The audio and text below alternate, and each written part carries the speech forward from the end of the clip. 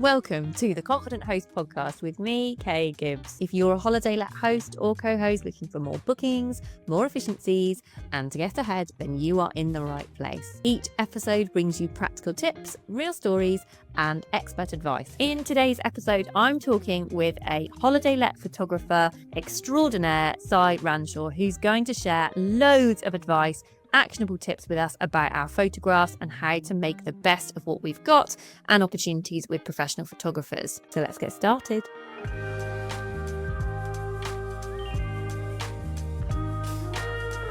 Hi, I am talking today with Si from Si Ranshaw Photography, who most of you, I suspect, that follow me will have heard of Si, and what an absolute joy it is to have you on the podcast. And you're going to share your photography knowledge, some little nuggets with us. Before we jump in, obviously I need to know what you're drinking because this podcast is all about spilling the tea. I've got my usual chamomile. What have you got today?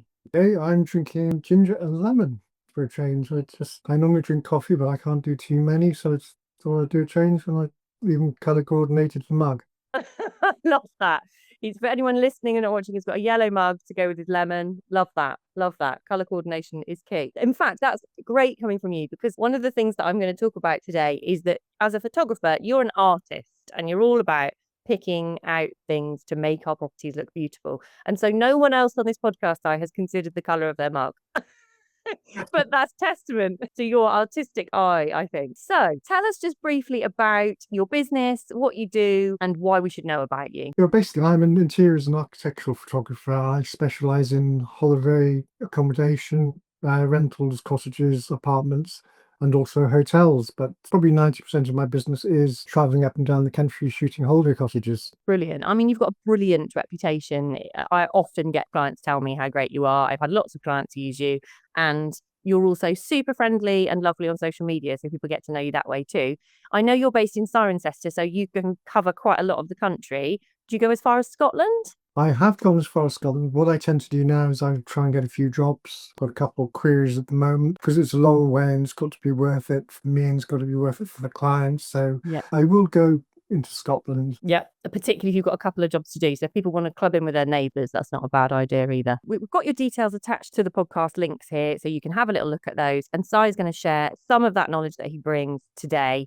And I think you're going to find this incredibly useful, listeners. I certainly have. It's just me coming on to interrupt me to tell you about Confident Host Circle. And I've got a special extra for you this month. Confident Host Circle opens on the 1st of March, so you can get involved. Right now, you can go and subscribe. And our March hot seat guest is, in fact, Si Ranshaw. So you will be able to ask him anything and everything photography and get your questions answered live by Si. Our theme for March is photography, so you can use that on your listings, on your social media, on your websites, and we'll be tweaking lots of what you do to optimize it. And obviously, we'll have Si as our special guest expert too. And even better, members of Confident Host Circle receive a discount when they book their photography through Si. And frankly, folks, why wouldn't you? Confident Host Circle is all about confidence, clarity, consistency. We tackle all sorts of elements of your business to optimize what you're doing, and we do it together, so it doesn't feel like a lonely sport anymore. To find out more, head to my website and look for Confident Host Circle or www.kgibbs.com/confident host. And of course, ask me anything you like.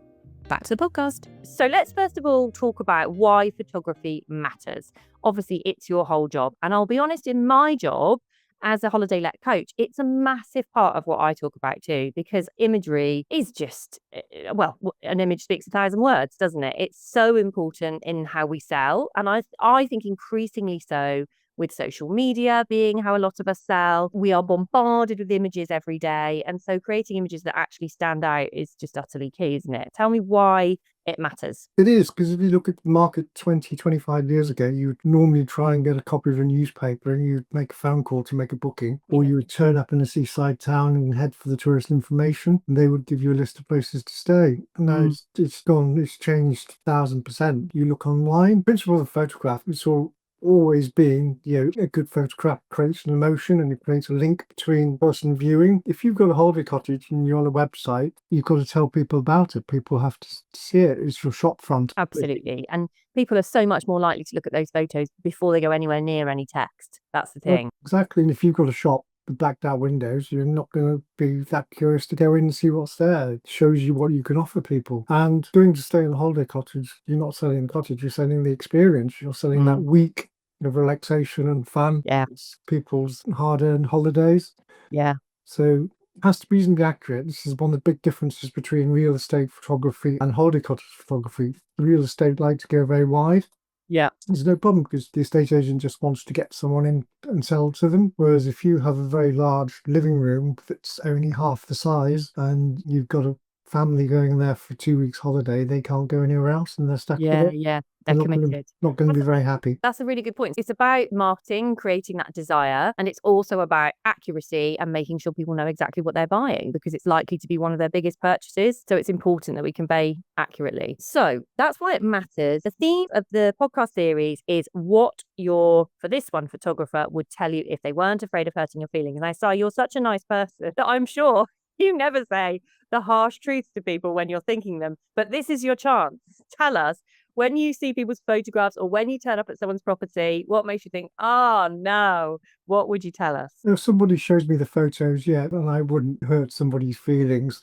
I would be very subtle about it. I would just go, I guess if they showed me some photos they'd done and they're awful, I wouldn't say they're awful. I would kind of say what was wrong with them in a gentle way and how they could improve. The biggest thing I would say is some people look at their holiday property, like I said, from the inside. They just see it from their point of view. Yeah. Rather than the people coming into the property. So yeah, I see that a lot when I'm doing listing reviews or I'm looking at people's social media. I see that not just in the photography, but often in the description too. They sort of, and it works both ways. They assume people know things that aren't obvious, so they're kind of underselling, but they also might not make something that should be a reservation clear about it as well. So it's about not seeing it as the project that you've undertaken, but seeing it as what you're presenting to that holiday maker, isn't it? It is, and I'd say that photography needs to go with the text. Our web and things, not a lot of text, just the points, because people do not like to read. So, and those photographs need to sort of sing. So that's one thing, is just photographs that are a bit weak and are not really telling a story, isn't it? I think what I normally say to people in that situation, because I don't want to hurt their feelings, is just, oh, have you considered a professional photographer? Have you thought about that? No, that's very subtle. Because I just think they're so worthwhile. So, okay, so ones that you think they haven't considered the client, they haven't considered the guest properly, they're still just seeing it from their point of view. What about how things should be presented in the photo? What makes you cringe when you see it? Quite often lack of pictures. You've got a beautiful room and just big bare white walls. Yeah, okay. I find that a bit frustrating sometimes. You've just got a lot of white and a bed. Yeah, bit utilitarian. One of the ways around that is obviously the only thing you can really work with is the bed. So you can put a nice throw in the bed. I'm quite for putting pillows upright with cushions rather than just flat.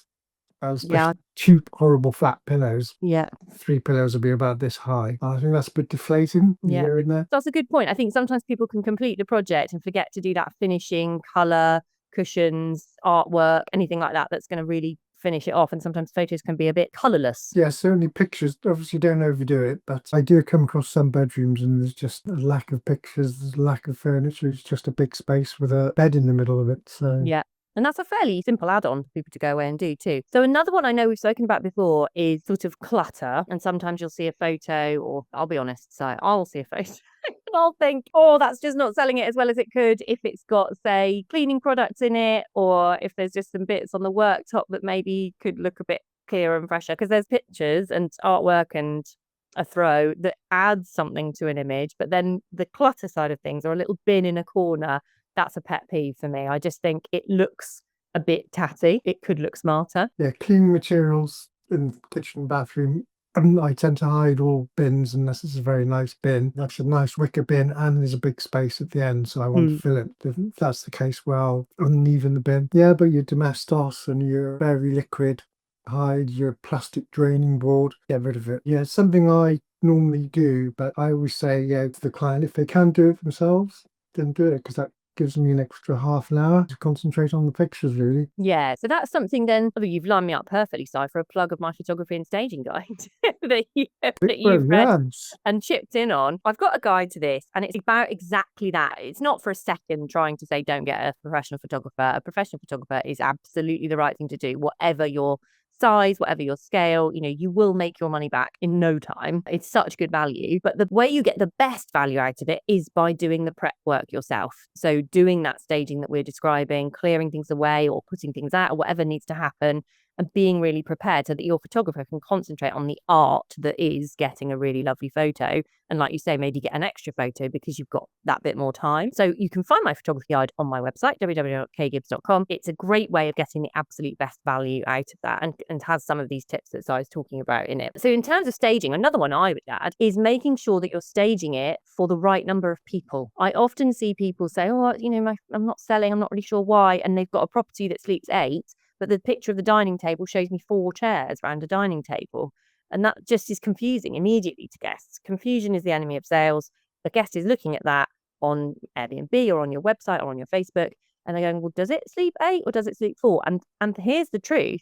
They don't go, oh, I'll have a look at some more photos to see if I can suss it out, or I'll message her to ask.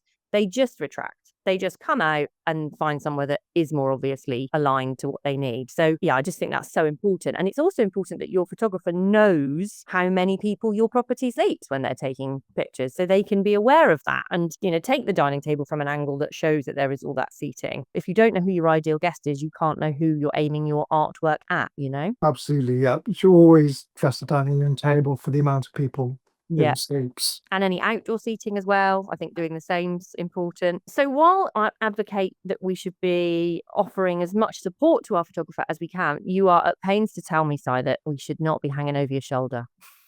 That is me, but there's lots of different types of photographer. I prefer just to go in and do my thing. I walk into a property, I prefer not to see any photos of it. I might have a look for the quote, but then I try and forget it. And I just prefer to walk in and experience that property and Yeah. shoot it how I see it. Might sound a bit, as one of my clients used to say, arty-farty, but That's your job. that's my job, and I'm there to create an atmosphere. I'm there to create an emotion using photographs to try and link that to customers. From feedback, it works because I get a lot of feedback. People's bookings have increased. Some people come back and say, look, the whole summer's booked up. So you're not just bringing your artistic skill to it, you're bringing fresh eyes. Fresh eyes are worth a lot, aren't they? Because like you say, a guest is going to come in and see it with those fresh eyes. So you get the chance to show people. I just think lots of us have to renovate our properties, or it takes a while to get it on, or it used to be our home, or, we can get a bit bogged down in it. And sometimes the photos can be no more than a floor plan, really, when what we want the photographs to do is show that experience and those moments, and not just what's there, but how it can be used. Exactly, yeah. Hence, with staging, I would never shoot a place without dressing the table. I would never have a bare coffee table. I will try and put a breakfast tray on a bed in a lot of places, because that kind of shows. I mean, one of my favorite is a bottle of champagne or Prosecco on the bed with a couple of champagne fruits, maybe some strawberries, because in most cases it's the mum who's the decision maker. Yeah, absolutely. She is the one that's looking, right, those kids can go in there, those kids can go in there, my parents can go in there. And something like the champagne is a bit of romance, isn't it? So, yeah, absolutely. And it's aspirational too. Before we started recording, we spoke about, what kind of things you would put out. And I think there's things that people are going to think are luxurious for a holiday. You're not necessarily going to leave out a Twix. It might be something a bit more plush. A copy of The Sun and a full pack of Newcastle Ale. And you go for champagne and a copy of the Times, wouldn't you? Because people can look up rather than down. Yeah, I completely agree, Si. And I think it's not a sort of slur on the holidaymaker to say that we know statistically most people who are booking staycations in the UK are actually women in their 30s and 40s who, like you say, are probably bringing their kids. They may well be bringing their parents as well, and for a family group holiday. And we can't shy away from that. So our ideal guests aren't just the whole team that are coming, but actually the person who's doing that booking.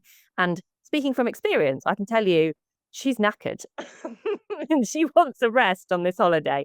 So it's ways that we can show in our photographs that it's going to be relaxing and lovely, isn't it? Yeah, one of my favorite shots, like I love to do, is a bottle of champagne or a bottle of bubbly next to the bath with a book. Yeah. And mum just thinks, great, he can have the kids for the afternoon. I'm going to read the book in the bath and have a glass of bubbly. The chance to read a book, Si. The chance to be a fun thing. That's the experience, isn't it? That's what you want, and that's what people dream about, really. Yeah. They just want to relax and wind down. Sadly, I don't know that I've read a book for pleasure in many years with a 4.5-year-old, but I still would like to think I might be able to. So I find that with holiday letting. Sometimes, for example, sometimes people will get in touch with me and say, "Oh, where are all the local walks?" And I'll send them my walks and things. And they never go for a walk, but they think they might go for a walk. So there's an element of that, isn't there? Making it that aspiration, what they think they'll be able to do on their holiday, the hope that they'll be able to relax.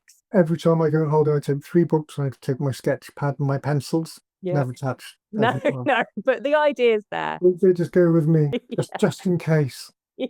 So, in terms of those photographs, you told us a few things that we should avoid doing. Tell us about anything that you think, yeah, that works really well, and we're missing an opportunity if we don't do it. Dog-friendly accommodation now is incredibly important because it's such a big market. Yeah. I quite often, if the owners are there and they've got a dog, I will do on the photos of the dog, normally lying in front of the fire and things, which sounds incredibly difficult, but it can be done quite easily. But a picture of a dog instantly says, you're dog friendly. Yeah, you don't even need to look any further. You can see it. And there's a romance, isn't there, to a dog in front of a fire on a wintry eve. That's carrying a lot of connotations. I know everyone loves a cute little dog or a puppy, and it sells this. Yeah, absolutely. I don't know what you think about this side, but I sometimes think pictures with humans in them are more problematic in the house because you're kind of wanting to present it as if it's fresh snow and as if it's completely fresh and no one else has ever touched it. So I don't rate those photos where it's taken and there's someone sitting in the hot tub or there's someone sitting in the garden or on the bed, and somehow dogs are different and they don't sully the image in the same way. What do you think about pictures with people in? It's a really difficult subject because everyone thinks a professional model just stands around, but there's a lot more to it. I find if people use their family to model in a hot tub, there's something not right. Whereas a professional model knows, where the camera is and how it's going to look good. There's a lot more to professional modeling. Okay, if you're taking a picture of the family or just having a laugh, smiling, having lunch, and then unaware, that's a natural picture.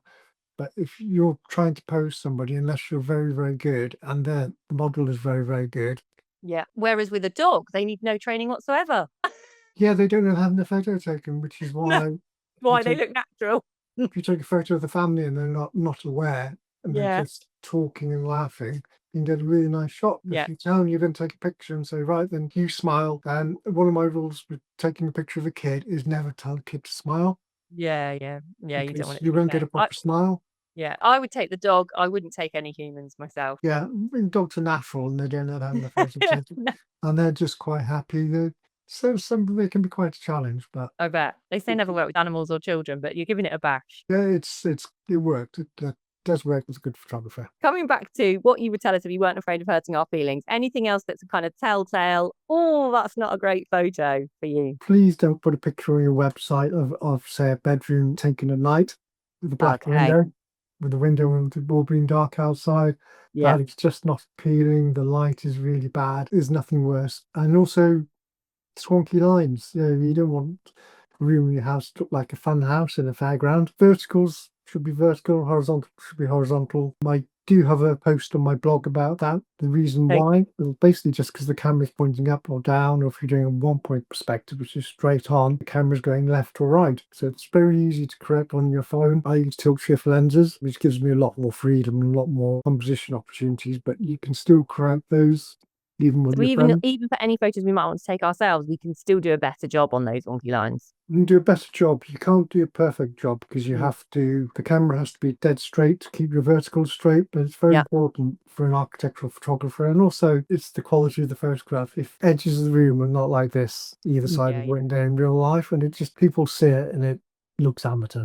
And it's interesting, isn't it? Because until you and I had our first chat a good few months ago now, I hadn't consciously realised that one. I hadn't, the lighting I'd realised, some other things I'd realised, but that one about the wonky lines, I had internally realised, and it's one of the reasons I thought photos didn't look brilliant or didn't look professional, but I hadn't gone, it's because of the lines. And I think there's something there, you're not just presenting it to look great, to look at its best, but you're also showing the investment that's gone into that. So if you haven't taken the time and effort to get it without wonky lines, subconsciously, because again, we are all so bombarded with quality photography these days to sell us things, there's something that's a lack of care showing, isn't there? Subconsciously, there's a sort of That doesn't, I'm not as convinced as I might be if it looked brilliant, really. It's an okay photo. Like I said, I've seen people on social media and they've said, I've done my photos with my phone and they're okay. Do you really want to portray your properties just being okay? Okay. Yeah, quite. Yeah. Because someone's not going to buy it. People nowadays, they want something more luxurious than their own home. Yes, that's a It's great point. fairly More expensive. luxurious than your own home. Yeah. Yeah. I'm taking that. That's People, a great one. All people are right. aiming higher. Pardon?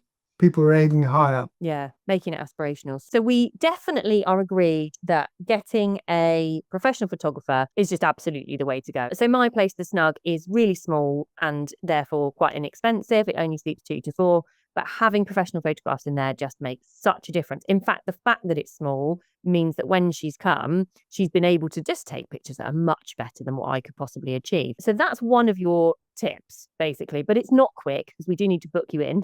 We do need to get it sorted, get it staged, get it ready. So you've got 2 more, I know, super quick tips that are things that we can go away and action right away, maybe even today. So what are your other 2 quick tips, please, Si? If you're doing social media, mix your professional photos with some of your own shots because you're there all the time. I or the other photographers are only going to be there for one day, so we can miss a lot. If you're staying in your own property and you have a nice sunset, there's some really nice light coming through the window, shining onto a vase of flowers, get your camera out, mix it. Social media is not just about the property, it's about your personality. Most properties are a lot of the owner's personality because they put so much hard work into it and they've created something themselves.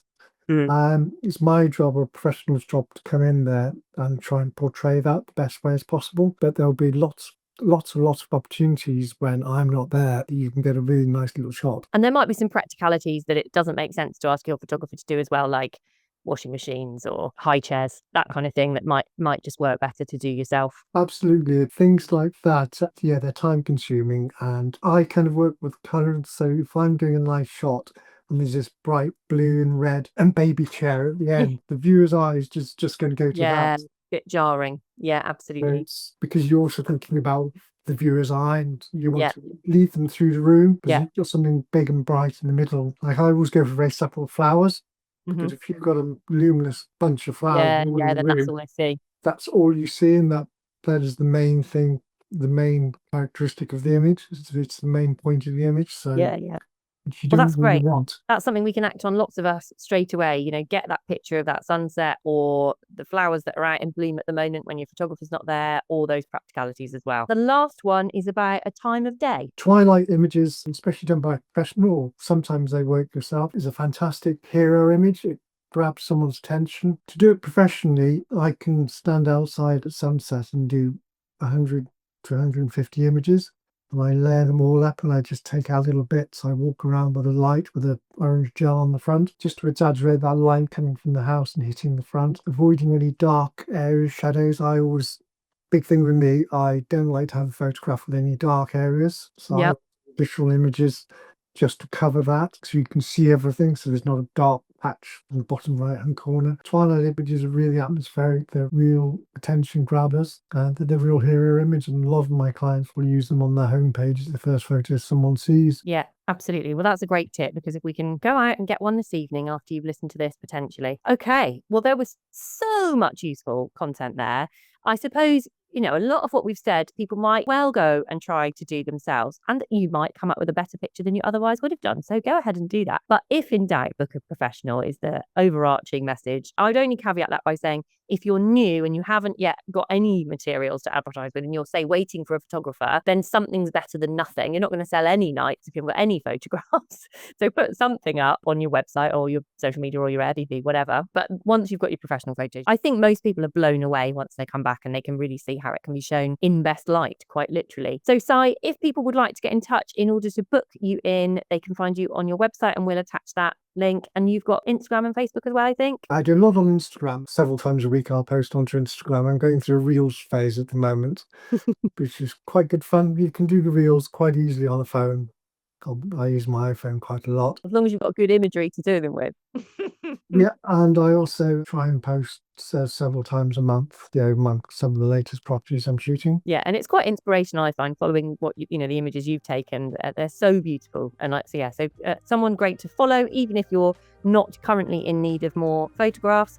Thank you so much, Si, for your time. Thank you for your advice. You've been Thank you. brilliant. Thanks. Thanks for listening to the Confident Host podcast with me, Kay Gibbs. You can find more episodes wherever you normally get your podcasts and on YouTube. Make sure you subscribe, follow, and share away with fellow hosts. You can also follow me on Facebook, where I can usually be found, and also on Instagram for lots more tips and discussion. And if you would like to take your hosting journey further, join me in Confident Host Circle, my membership that brings you consistency, confidence, and community while you grow your business. Next up on the podcast, I talk all things sustainability, this time with a mind to what you can do to make sure that your guests know just how much effort you're putting in, even if you can't do the big things. See you next time.